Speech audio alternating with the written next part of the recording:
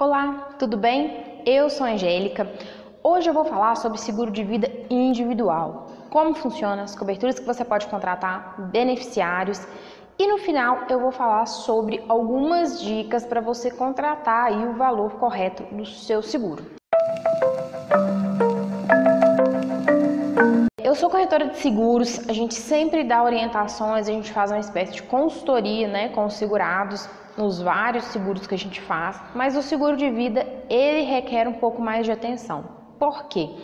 A cada dia mais, os brasileiros estão com a consciência de que uma boa apólice de seguro de vida vai fazer a diferença na vida daquelas pessoas que ficarem aqui na falta, daquela pessoa que está contratando o seguro, ou ainda para a própria pessoa, porque existem várias coberturas que podem ser contratadas em vida, tá?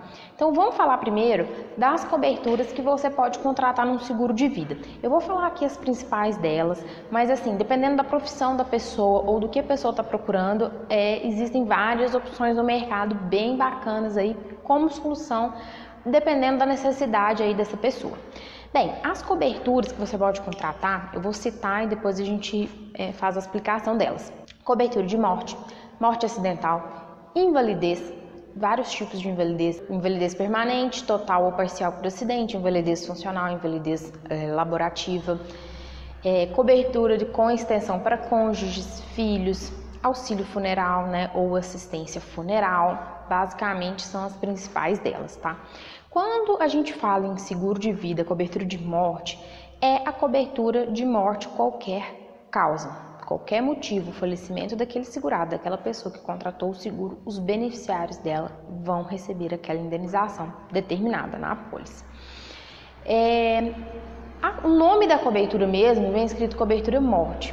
Se tiver lá na apólice também a cobertura morte acidental, se acontecer um acidente e o segurado vier a falecer, se ele tiver as duas coberturas no seguro, morte e a morte acidental, ele vai receber duas vezes, porque ele vai receber pela morte, cobertura de morte, que é a morte de qualquer causa entra acidente, e pela cobertura de morte acidental. Isso porque, se o cliente quiser, ele pode contratar só uma apólice de morte acidental e não uma morte de qualquer causa, como por exemplo uma morte natural, uma morte por doença, por exemplo, não entra numa cobertura de morte acidental. Tá. Morte acidental as pessoas costumam contratar quando são mais jovens, Então pensa, você é jovem, estudante e é como o seguro de estagiário, por exemplo. O seguro de estagiário, ele é um seguro obrigatório só para acidentes pessoais. Então quais são as coberturas que ele vai ter? A invalidez por acidente e a morte por acidente, não a morte por qualquer causa, que seria por doença ou uma morte natural, por exemplo, tá? Aí depois vem a cobertura de invalidez, tá? A seguradora considera invalidez depois que teve aquele acidente de qualquer membro ou órgão do corpo humano que ele não vá ter a sua atividade restabelecida, ele não vai funcionar normalmente depois daquele acidente ou daquela doença, tá? Então, depois que é esgotado todos os tratamentos, é que a seguradora faz a indenização. E aí a invalidez, normalmente ela vai ser uma invalidez permanente, não entra a cobertura de invalidez temporária, é uma invalidez permanente, seja ela total ou parcial desse membro ou desse órgão. Eu vou fazer o próximo vídeo explicando especificamente da cobertura de invalidez, como que é a indenização dela, porque ela é um pouco diferente. E aqui, como eu estou repassando só as coberturas, eu vou deixar linkado aqui se você veio do futuro para você ver esse vídeo. E depois tem a cobertura, por exemplo, para você estender para o cônjuge. E aí, cada seguradora vai ter uma forma de fazer isso. Como que é isso, tá? Eu sou a pessoa que estou contratando o seguro.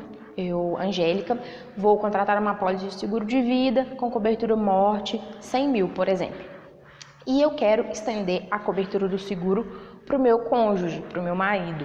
E a seguradora aceita 50% do valor da minha cobertura para o cônjuge. Então, se eu tenho 100 mil de cobertura, o meu marido vai ter 50 mil de cobertura de morte. Se acontecer a morte dele, eu recebo a indenização de 50 mil, sem interferir na minha indenização de 100 mil que eu já tenho. Se eu vier a falecer, ele recebe os 100 mil de cobertura, se ele for meu beneficiário, E depois, para os filhos, da mesma forma, também tem uma porcentagem para os filhos, que se acontecer alguma coisa com os filhos e a falecer, os beneficiários dos filhos, que seriam os pais, recebem ali uma parte da cobertura, tá? Normalmente é uma porcentagem que a seguradora deixa colocar. E depois tem também a cobertura do funeral, né? A seguradora, ela arca com tudo que diz respeito ao funeral, né? Jazido, esse tipo de coisa, não. Mas no que diz respeito ao funeral e a parte de auxílio à família, né? Aquela pessoa responsável que vai cuidar dessa parte, referente à burocracia e toda aquela parte ali da reserva da sala, de coroa de flores, o caderno, né, de visitas de anotação que tem lá no dia do funeral e tudo mais, café, lanche, né? Isso tudo, quando você contrata ali na sua apólice assistência funeral, a seguradora vai prestar toda a assistência nessa parte, tá? O que é preciso? É terminar uma pessoa da família no momento que acontecer, para poder a seguradora ter com quem entrar em contato e solicitar alguns documentos que ela vai precisar. O que tem que se tomar cuidado nessa questão aqui da assistência funeral? Quando você vai contratar um seguro que tem lá assistência funeral, tudo que é assistência em seguro, seja qualquer modalidade de seguro, seguro de carro, de residência, a assistência é a própria seguradora quem vai prestar essa assistência. Então, significa que a seguradora tem que ser avisada imediatamente para que ela tome as providências disso. Se acontecer, por exemplo, do cliente ter lá a assistência, veio a falecer, a família pagou o funeral e posteriormente descobriu que tinha um seguro, a família não consegue ir lá solicitar o reembolso dessa assistência. Tá? Então, a gente sabe que tem gente que faz o seguro e que não avisa a família. Depois é um pouco complicado a família ficar sabendo que ele tinha esse seguro, porque no Brasil, infelizmente, a gente não tem uma central, a gente não tem onde ligar e falar assim, olha, essa pessoa com esse CPF tem esse seguro de vida. Não existe isso, isso tem que estar em algum lugar, né, ou com um advogado da família, ou com um corretor da família, né, que sejam pessoas conhecidas, para que se aconteça alguma coisa, a família fique sabendo desse seguro. Agora, existe como contratar o auxílio funeral ou o seguro funeral, que aí sim, a seguradora ou presta assistência ou ela reembolsa lá o limite que você colocou de cobertura lá na apólice para quem custeou esse funeral, tá? Então, quanto a isso, tem essa opção de contratar essa cobertura a mais. Essa cobertura de seguro funeral, né, que aí reembolsa também, não é só a seguradora que presta assistência, se acontecer de alguém pagar, depois ela tem como receber de volta esse valor. Agora, como que você calcula? Você quer contratar um seguro de vida e você não faz a menor ideia de como você contrata lá o valor na sua apólice, tá?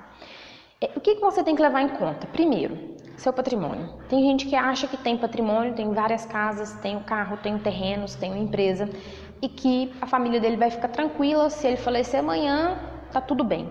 Na verdade não tá, porque vai ficar tudo travado em inventário. E se a família não tiver ali uma reserva de dinheiro para poder custear esse inventário e esperar isso se resolver para esses bens ficarem liberados para a família continuar a vida, continuar a qualidade de vida dela e tudo, vai complicar um pouco. Então, o que tem que se pensar? Patrimônio.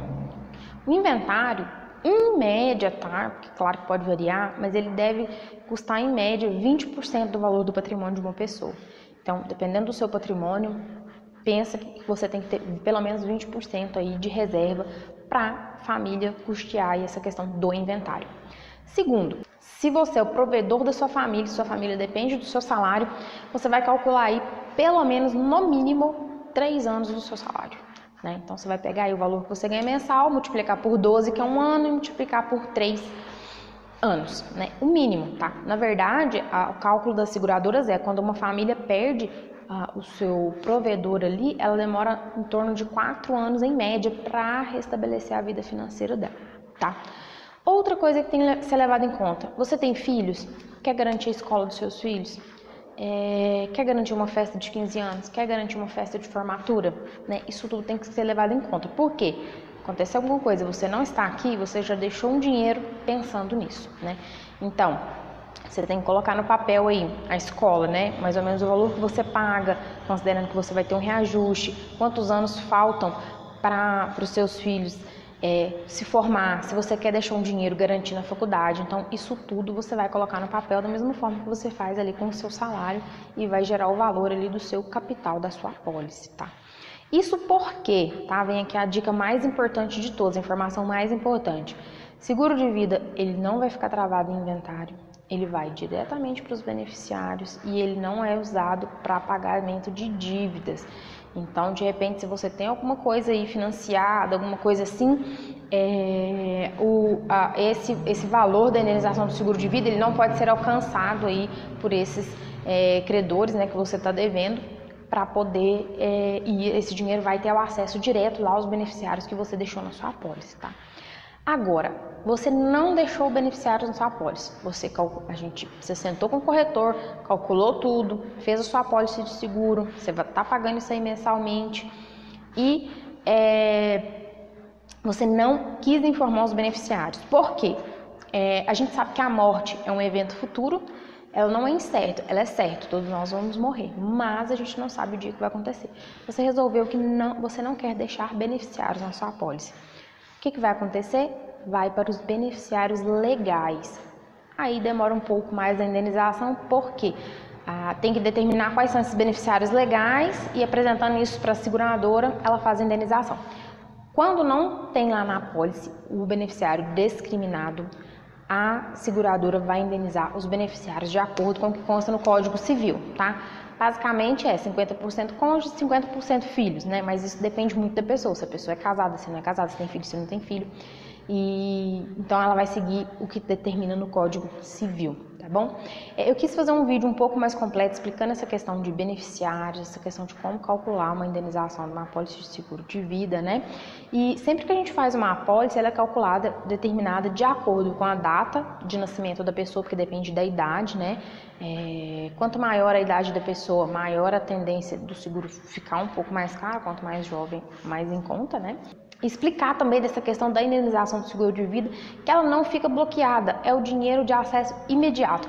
O grande problema das pessoas hoje é elas acharem que elas estão deixando patrimônio, que isso vai resolver o problema da família delas se elas não estiverem mais aqui, o que é uma grande inverdade, porque o que a gente vê não é isso, né? Acaba que se a pessoa precisa do dinheiro imediato, ela acaba vendendo ali um bem por um preço menor, porque vai ficar travado em inventário, enfim, isso aí acaba criando mais problemas. Então, tem essa questão do seguro de vida, né, que você tem que pensar aí o que você quer deixar para que aquelas pessoas que dependem de você, as pessoas que você mais ama, não perca qualidade de vida, inclusive não perca dignidade, né, enfim, que a perda financeira também ocasiona várias outras consequências que a gente sabe, mas assim, mantenha a qualidade de vida daquelas pessoas que você mais ama, né? Então, o que eu tinha para explicar hoje era isso, dessa questão do seguro de vida individual. Ficou um vídeo um pouco longo, te agradeço. Para você que me assistiu até aqui, que tem interesse nesse assunto, te convido para curtir o canal para ficar sabendo de mais informações de seguro. Me segue lá no Instagram também, vou deixar aqui embaixo o link. Você colocar Angélica Avante Seguros, tem lá também várias dicas de seguro. Um abraço e até o próximo vídeo.